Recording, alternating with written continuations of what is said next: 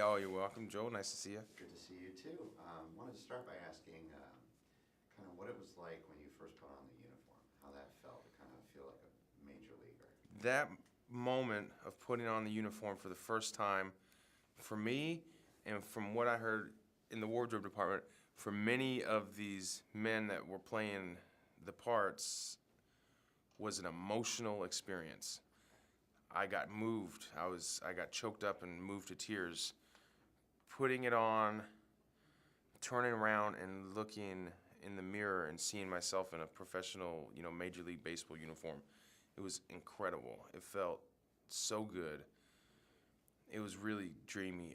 And also what's cool about it is it's the real uniform. I mean, this is Major League Baseball licensed gear. I said this before, but it's not like we're doing a baseball movie where the Major League didn't sign off and we're playing the Oakland Land Sharks or something. You know what I mean? Like, this is the Oakland A's. This is the real uniform.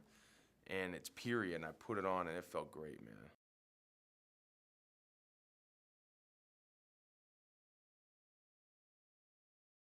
Oh, I bet. Yeah.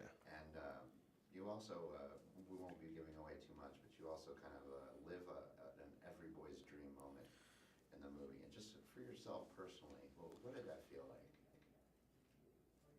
It was pretty surreal. My brother was there, and we shot it in Oakland and at the Coliseum, and he lives nearby, and so he got to come visit. It was really nice to be able to share the experience with my brother, and it was surreal. It was real. I don't know. It's hard for me to grasp even now, and after having been through shooting it, and seeing it in different various forms of edits, and now seeing it in the theater. It still gets me.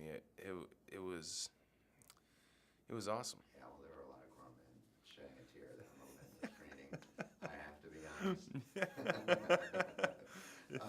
And what spoke to you most about the story of Moneyball? I think what spoke to me most was it's a real human story. There's a desperation and a fanaticism in Billy Beane that I really liked. I think he's a guy who's been pretty successful, but he wants to be the best, and he doesn't think that the system is fair, and he's willing to be considered crazy to try to change things, to do it a little differently, to do it his way, to try to get a leg up on the competition.